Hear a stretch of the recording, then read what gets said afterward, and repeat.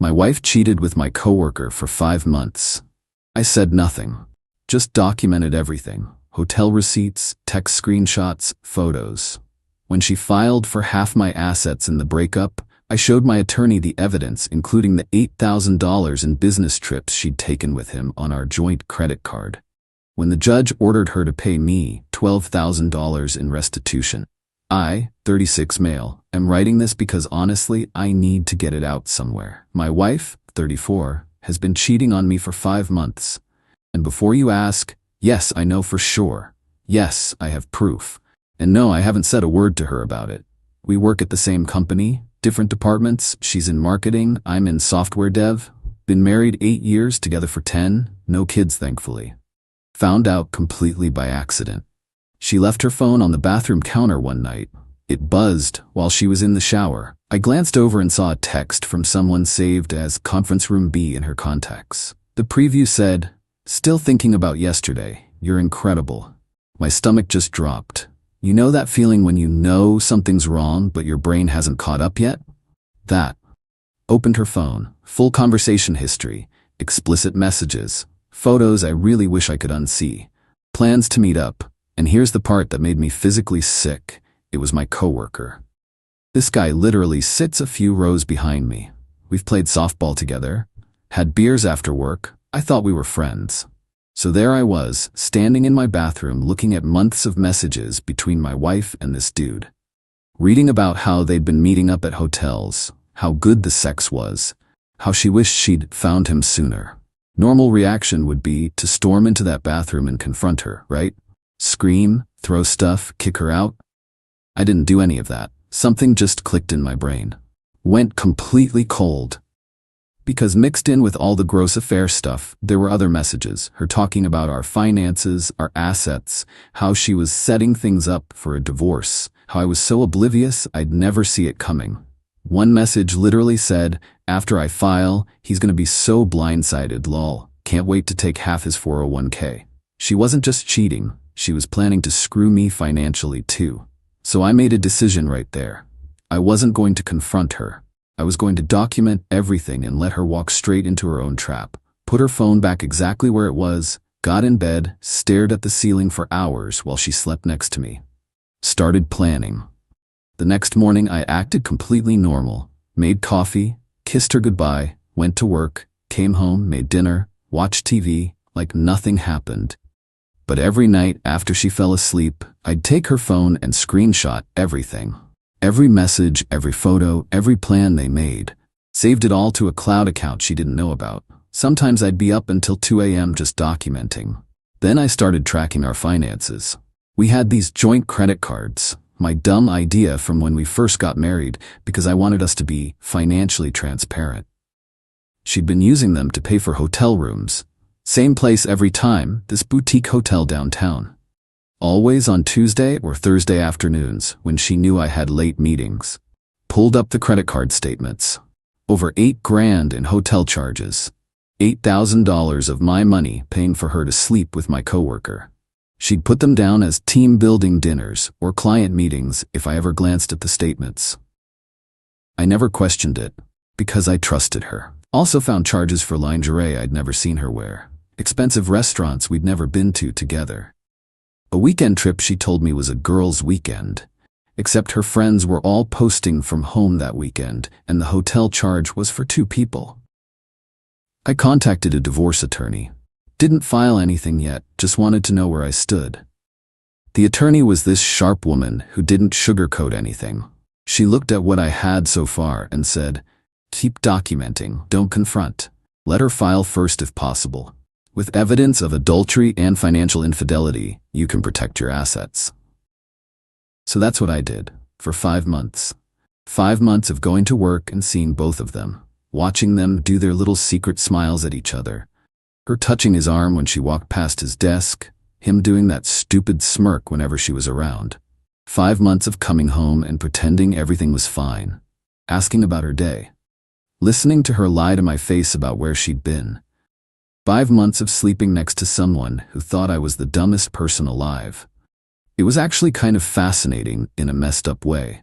Once you know someone's lying, you start seeing all the tells. She'd shower the second she got home on hotel days. Changed her perfume. I recognized it from the credit card charges. Started working out more, buying new clothes. All the classic affair stuff you read about online. And I just kept documenting. Screenshots, credit card statements. I even drove by that hotel once on a Thursday and saw both their cars in the parking lot. Took photos of the license plates with timestamps. My attorney was impressed with how thorough I was being. Also maybe a little concerned about my mental state. She asked if I was okay doing this, if the emotional toll was worth it. Told her I'd rather spend 5 months being cold and strategic than spend the next 10 years being broke because I acted on emotion. Last month my wife finally made her move. Came home one evening and sat me down. Very serious face. We need to talk. I knew this was it. 5 months of waiting, about to pay off. Okay, what's up? I'm not happy. I haven't been happy for a long time. I think we should separate. No apology, no explanation of why she's unhappy. Just a flat declaration. I nodded slowly. Kept my face neutral even though my heart was pounding. All right, have you thought about how you want to handle things? She looked almost relieved that I wasn't fighting it. I think we should split everything down the middle. 50-50. It's the fair thing to do. Fair. The woman who spent $8,000 of my dollars on affair hotels thinks fair is splitting everything 50-50. And the condo? We sell it and split the equity, or one of us buys the other out, whatever makes sense. Okay, we should probably get lawyers involved to make sure everything's handled properly. Yeah, that's probably smart. She actually smiled, like she was proud of how mature we were being about this. That was a few weeks ago. She moved out to stay with her sister. Said she needed space to think. 2 days after she moved out, I filed for divorce. Had her served with papers at work. Apparently my coworker went pale when the process server showed up asking for her. Good. Her attorney sent over her demands within the week.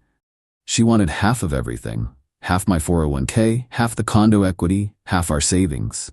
Plus, she wanted spousal support because she sacrificed career advancement for our marriage. The number she was asking for would have left me basically starting over financially at 36. My attorney's response was a filing with every piece of evidence I'd collected over 5 months. Every screenshot, every hotel receipt, every credit card charge. A timeline showing when each affair meeting happened. Photos of their cars at the hotel. And the key detail. She used joint credit cards that I'm the primary holder on. She's just an authorized user. My attorney argued that's fraud, using marital funds to conduct an affair without my knowledge or consent. The preliminary hearing is next week. Her attorney already called mine trying to work something out before we get in front of a judge. Apparently my wife is very upset and doesn't want this to get messy. Too late for that. Update 1. Holy hell, the hearing was something else. Walked into the courthouse and there she was with her attorney and her sister. She looked rough, like she'd been crying for days. Part of me actually felt bad for a second. Then I remembered the text where she called me too stupid to notice anything. And that feeling went away real quick. Her attorney started by trying to paint me as vindictive. Said I was weaponizing her mistake to punish her for growing apart from me. Claimed our marriage was already dead before the affair even started.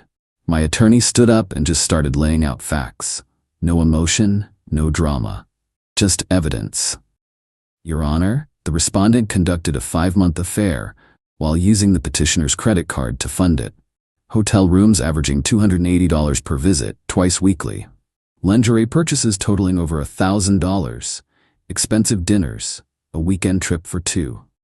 I watched the judge's face. His eyebrows just kept climbing higher. The respondent told the petitioner these were work-related expenses. The petitioner, trusting his spouse, never questioned the charges. Her attorney tried to jump in.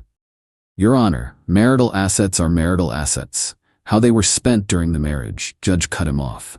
Counselor, are you arguing that using marital funds to facilitate adultery is the same as using them for household expenses? Dead silence. Then my attorney brought out the text messages. Had them printed out and organized by date. The judge read through some of them. The planning messages. The ones where they talked about me. There was one where she'd written, "He's so checked out, he doesn't even notice where I go anymore." Setting myself up nicely for the split. Gonna take half his 401k and get the condo. Judge read that one twice.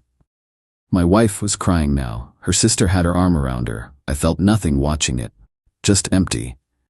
Ma'am, the judge said, looking at her. Did you write these messages? She could barely get words out. Yes, but I didn't mean... Did you use your husband's credit card to pay for hotel rooms where you met your affair partner? Longer pause. Yes. Did you tell your husband these were business expenses? Even longer pause. Yes. Judge leaned back in his chair. Here's how this is going to work. The petitioner retains his 401k intact. The marital home will be sold with proceeds split 60-40 in favor of the petitioner to compensate for fraudulent use of marital funds. Her attorney stood up fast. Your Honor? I'm not finished. The respondent will reimburse the petitioner for the documented hotel expenses of $8,000 plus an additional $4,000 for other affair-related charges clearly shown in the evidence. Total restitution of $12,000 due within 90 days. My wife made this sound like a hurt animal. Furthermore, the petitioner's request for denial of spousal support is granted. The respondent is employed full-time and capable of self-support. Given the documented fraud and deception, I see no grounds for requiring continued financial support. Her attorney tried one more time. Your Honor, this is excessively punitive. What's punitive is lying to your spouse while spending their money to cheat on them. We're done here unless you have something relevant to add. We weren't in there more than half an hour total. Outside the courthouse, my wife tried to come up to me. Her sister literally had to hold her back. Please, can we just talk? Please.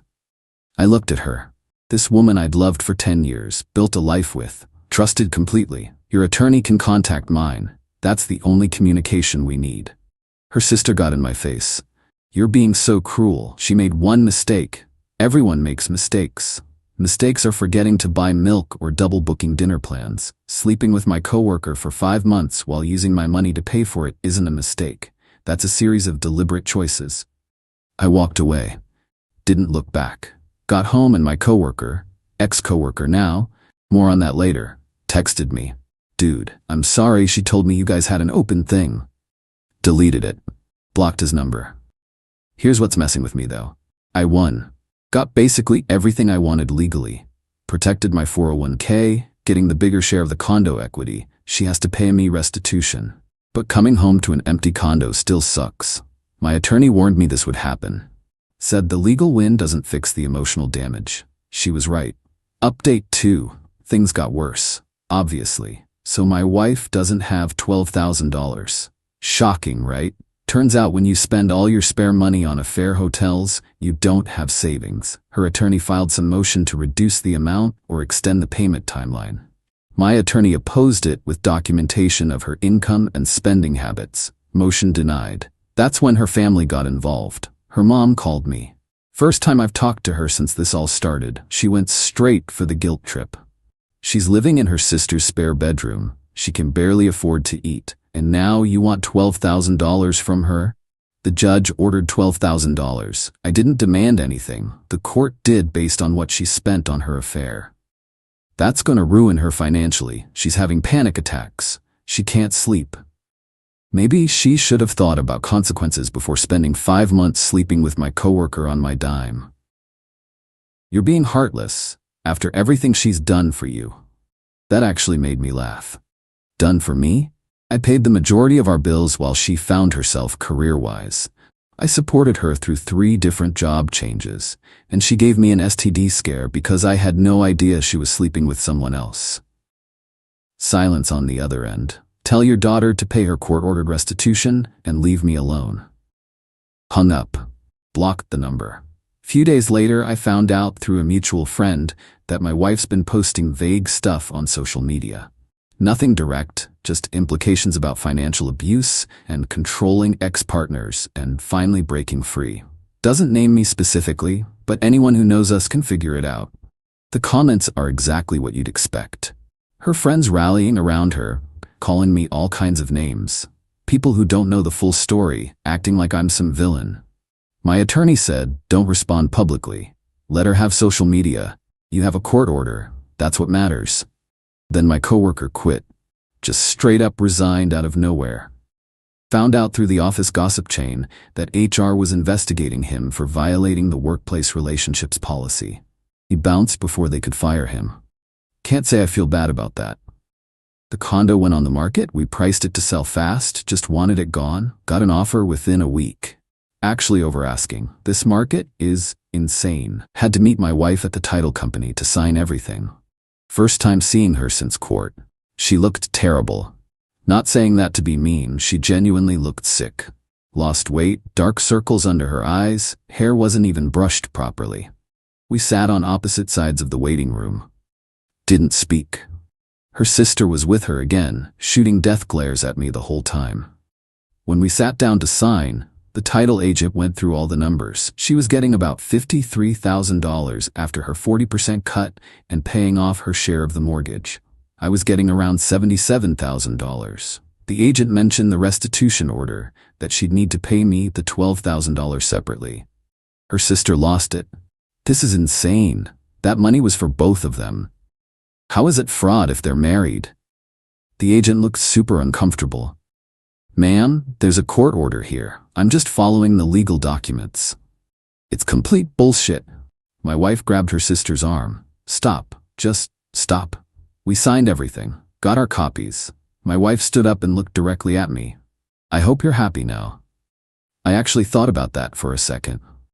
No, I'm not happy. I'm 36, getting divorced, selling a place I thought I'd spend the rest of my life in. My wife of 8 years cheated on me with someone I worked with every day. I'll probably have trust issues for years. So no, I'm not happy. Picked up my folder. But at least I have my dignity.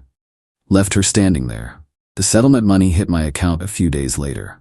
After attorney fees, I cleared about $68,000. Started looking at smaller places. Something with no memories attached. My wife has 2 months to pay the restitution. Her attorney keeps filing for extensions. My attorney keeps fighting them. It's exhausting, honestly. The mutual friends are picking sides now. Lost a couple who bought her financial abuse story. The ones who actually know what happened have stuck around. My boss pulled me aside at work, asked if I was doing okay, said he'd heard some rumors but wanted my side. I gave him the basic version, found out about an affair, filed for divorce. It got complicated. He nodded. Told me if I needed time off to just let him know. Said what I did took guts. Not sure about that. Some days I think I handled it right. Other days I wonder if I should have just taken the 50-50 split and moved on quietly. But then I remember those messages, how they laughed about me, how she called me stupid and clueless. Nah, I handled it exactly right. Final update.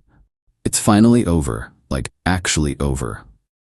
Divorce is finalized and I need to close this chapter. My wife paid the restitution. Not because she wanted to, her family covered it. Her dad apparently liquidated some investments to pay it. Found out through someone who knows someone that he was furious with her, told her not to come to him for money ever again. The $12,000 hit my account a couple weeks back. Electronic transfer. No note, no message, just the money. Thought I'd feel victorious or something. Mostly I just felt tired.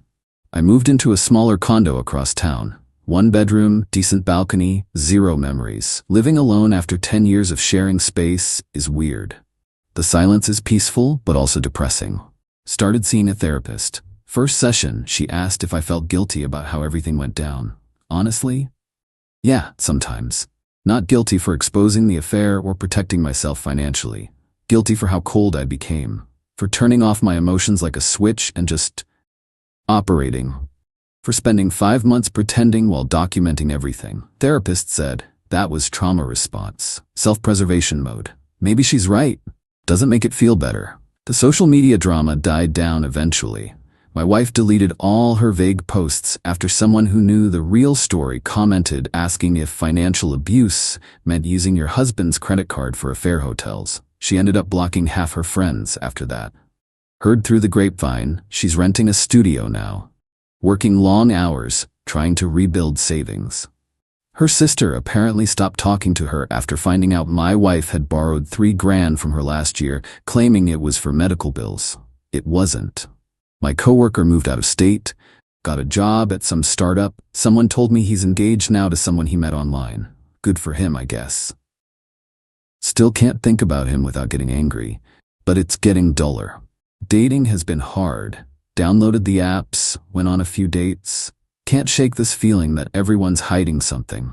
Every time someone's vague about their day, my brain goes to worst-case scenarios. Therapist says that'll fade with time.